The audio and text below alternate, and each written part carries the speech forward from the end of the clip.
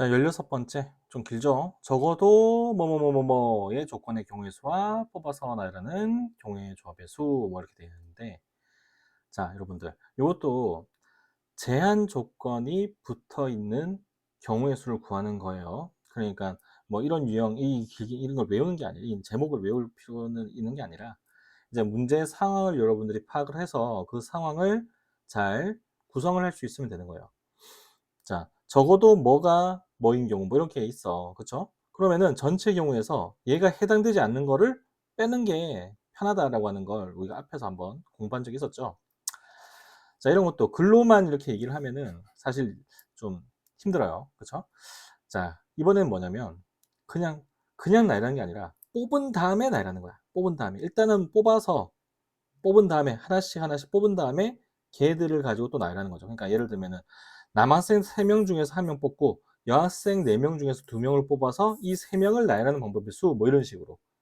이게 제한 조건들이 생기는 거죠, 이렇게. 그럼 제한 조건들을 하나씩 하나씩 여러분들이 파악을 해서 문제를 풀 때 어떻게 하자? 그걸 가지고 식을 잘 세우자. 이런 취지에서 얘기를 하는 거예요. 그럼 먼저 뽑아야 되니까 이 상황을 어떻게 표현할 수 있겠어요? 뽑아야 돼. 먼저 뽑아야 돼. 남자 3명 중에서 1명 뽑아야 돼. 3시 1 and 여학생 4명 중에서 2명 뽑아야 돼. 4시 2. 그래 놓고 지금 3명 뽑았죠? 얘들을 나열까지 해야 되니까 거기다가 3팩토리얼. 알겠죠? 이런 식으로 가는 거죠. 그러니까 문제를 보고 이제 제한 조건들을 찾아서 이 제한 조건들을 어떻게 표현을 하면 좋을까? 이런 고민을 해야 된다는 거예요. 알겠죠?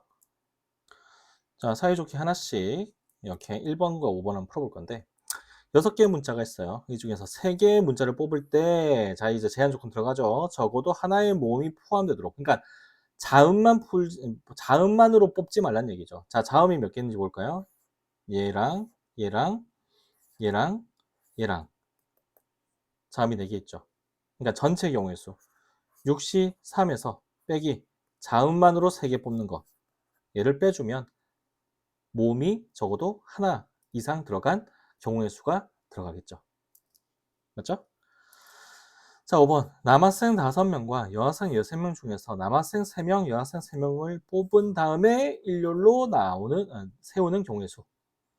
그럼 이제 남학생 5명 중에서 3명을 뽑아야 되죠. 5시 3. 근데 5시 3은 뭐랑 같다? 5시랑 같으니까 5시라고 해줘도 상관이 없어요. 여학생 6명 중에서 3명, 6시 3. 그래서 이 두 개를 곱해야 되죠. 그러면 이제 남학생 3명과 여학생 3명을 다 뽑았어요. 이렇게. 남학생 3명, 여학생 3명. 총 6명을 뽑았죠. 그 6명을 뭐 해서 뽑아서 나열까지 하자. 얘를 나열해야 돼요. 6명을 나열하는 방법. 6 팩토리얼이죠. 그래서 요 3개를 다 곱해줘야지 답이 되겠죠. 어때요? 어렵지 않죠?